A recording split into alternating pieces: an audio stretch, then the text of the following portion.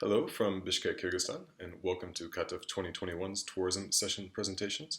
My name is Stephen Lioy, and I've been asked to come and talk a little bit about USAID's work with social media marketing, some of the key takeaways from that, some of the results, and what we hope that other tourism operators can learn across the Central Asia region and try to implement some of this for themselves.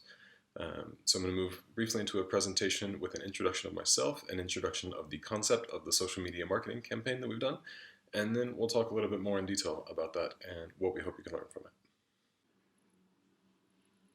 So briefly to introduce myself, again, my name is Stephen Lioy. I am a tourism development consultant for USAID on several projects, and also have a background as a travel writer and photographer. In this context, most notably, that is for the Kyrgyzstan chapter of the current Central Asia guidebook from Lonely Planet, as well as the best in travel content for the Central Asian Silk Road, which was listed the #1 region in the world to visit for 2020, obviously before the pandemic happened, as well as for a number of other publications like Korean Airlines Morning Call magazine, Aramco World magazine, in which I did a really enjoyable photo essay from Tashkent's beautiful metro system in July and August of last year. Quite a few online publications here, Lonely Planet, World Nomads, numerous others, Slate and Roads and Kingdoms. But actually, my background in the beginning was in travel blogging and in social media. I've gone back a little bit to that during the pandemic, relaunching this Asia Hikes website, which you may see noted elsewhere on the KATF webpage. And with that, I've also worked with USAID over the past 9 months or so on a social media campaign that's really the heart of what I want to talk to you about today. So this campaign involved 4 of the tourism boards from the Central Asian states, Kazakhstan, Kyrgyzstan, Tajikistan, and Uzbekistan. And with those tourism boards, we agreed to manage their Facebook and Instagram accounts for 6 months, from October 2020 to March 2021. In the end, Kyrgyzstan requested to extend their support by 3 additional months, and that was granted, so in total it was 9 months for them actually. And the support involves sourcing content for social media, planning a social media calendar, and then monitoring the posting of that and advertising, which we'll talk in some depth about. The initial concept was at the beginning of the pandemic to just keep these countries top of mind in terms of global tourism, because of course, by the time that this was proposed in early summer of 2020, nobody was really traveling anywhere.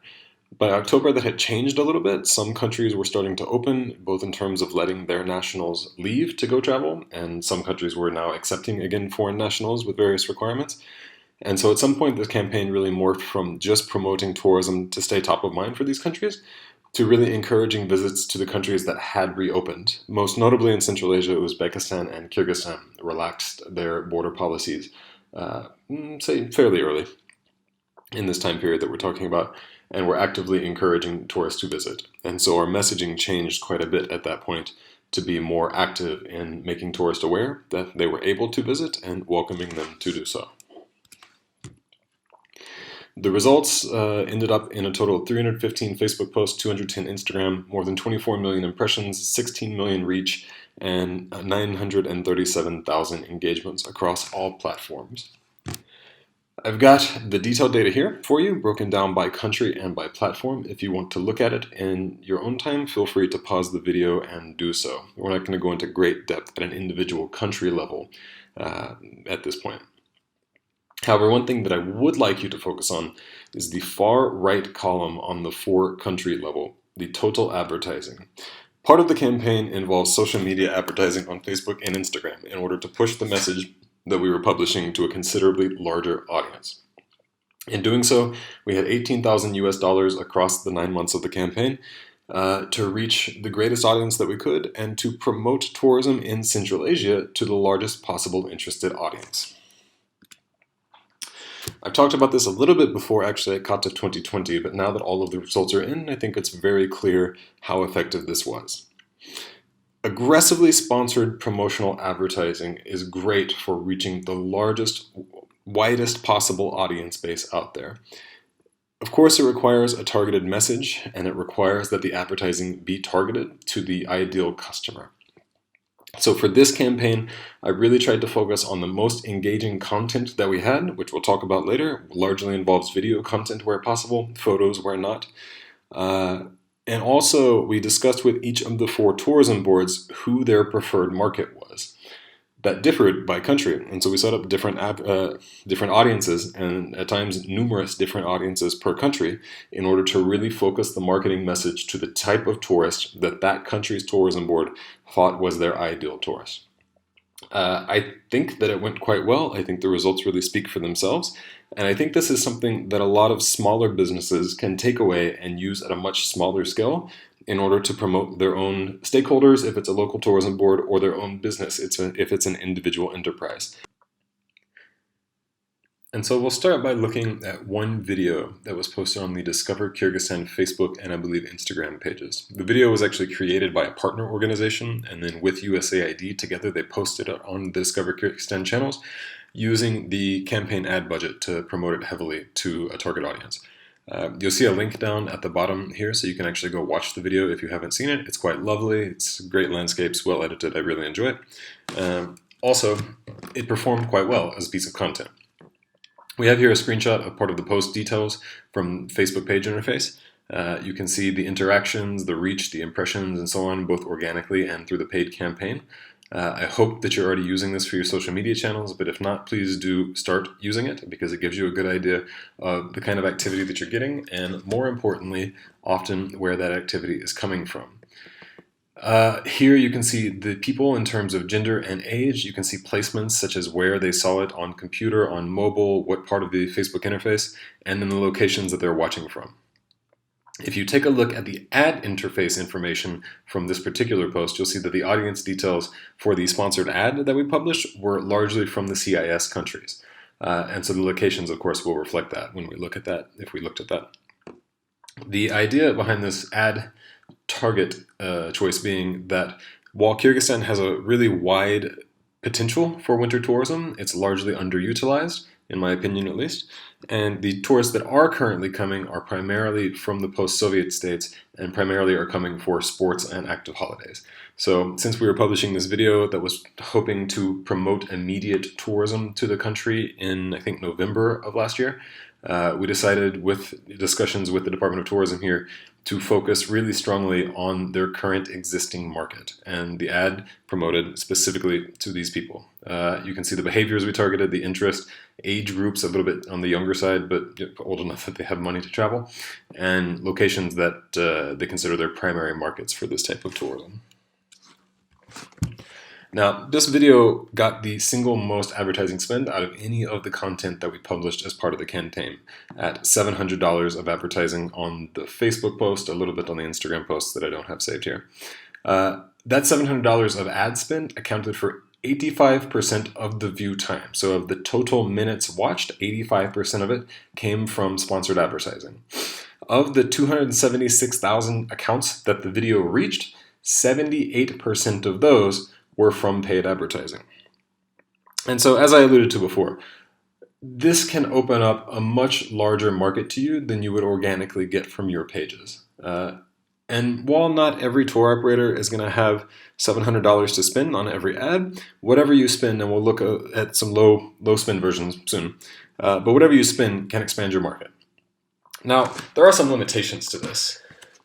First, of course, we targeted a CIS market, which is a lower budget market typically than Europe and North America. That helped push the video to a lot more people, because views, likes, whatever, typically are much cheaper to buy from this sort of advertising market than from a higher GDP market. And this is simply the reality of online advertising. The other big problem that always exists in my mind with social media advertising at a tourism board level is that source attribution is really quite difficult, because the only way you know it's effective is when a tourist has seen your video, booked a trip, and arrived to your country. And as far as I know, none of the 5 Central Asian states are collecting that detail of information at the border, and frankly, it would be pretty hard to do. This is not true when you get down to an individual tour operator level or an individual hotel level, because at that point, if you're a hotel or a tour operator advertising your service, then you can track on your website the attribution of which visitors came from your Facebook post, which ones came from your Instagram and Twitter and so on, and see what the value of those is to you. And equally, see how effective your advertising it is, and how much you can afford to put into sponsored advertising to reach a larger market, given what percentage of that market ends up booking with you. So broadly, the further down the booking funnel your organization is, the more immediately useful this will be to you, because it will immediately take people from potential guests into actual bookings. And I've got a couple of examples of how even at a much, much lower spending level, you can utilize this to some success. So we've got two posts here. This one has a $15 advertising budget, and another one on the same channel has a $0 advertising budget. $0 was spent on it. So if you look, Kazakhstan travel, and it's a link to a web page. The first one, again, is on the Kazakhstan travel page, and it's a link to a web page. In fact, it's to Central Asian Trade Forum 2020, I realized.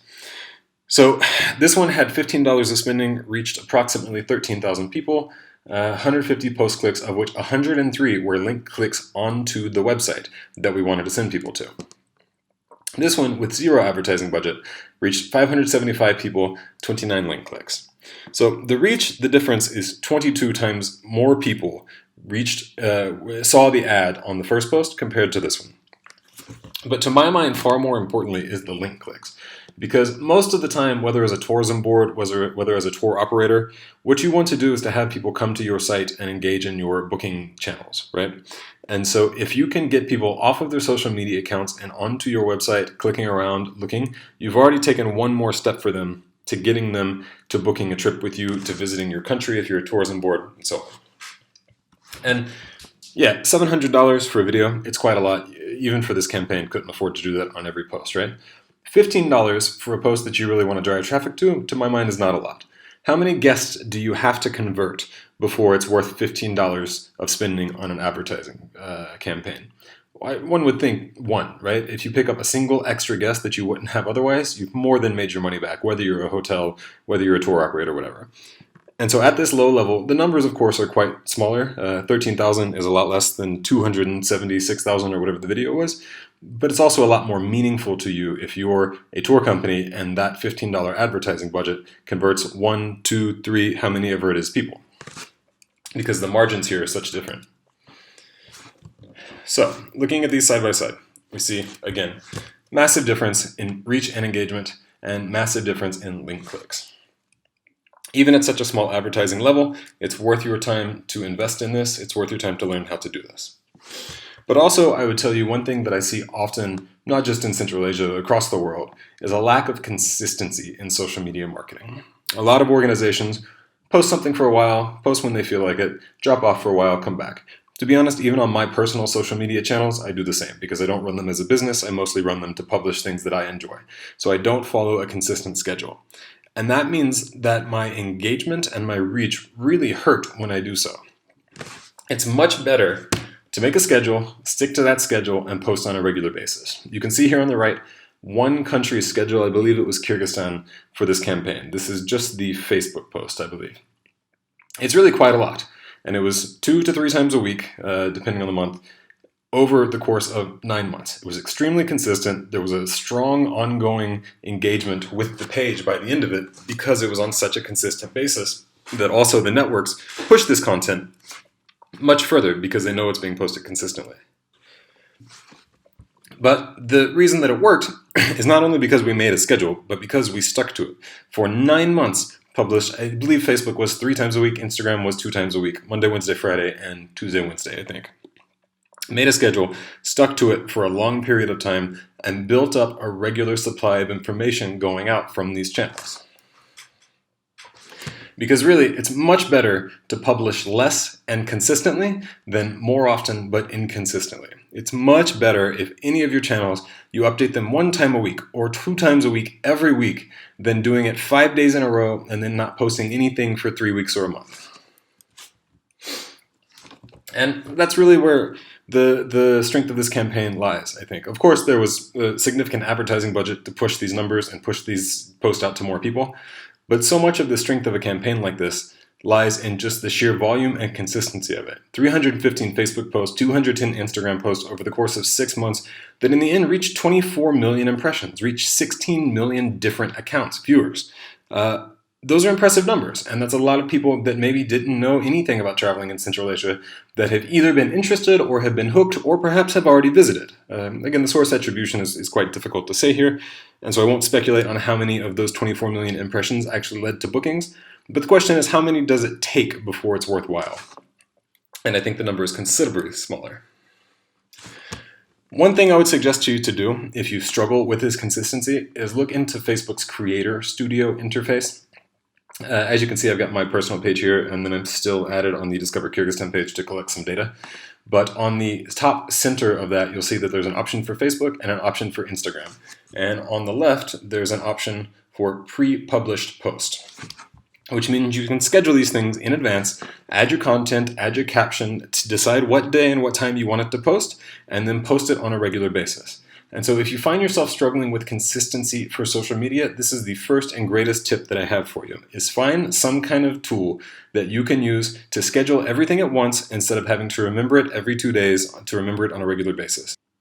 And so if this is something that you struggle with, I would really encourage you to read more about it. There's 3 links here from very reliable sources on how to build a social media marketing plan, and all of them offer some sort of scheduling tools as well that are very much worth your time to read.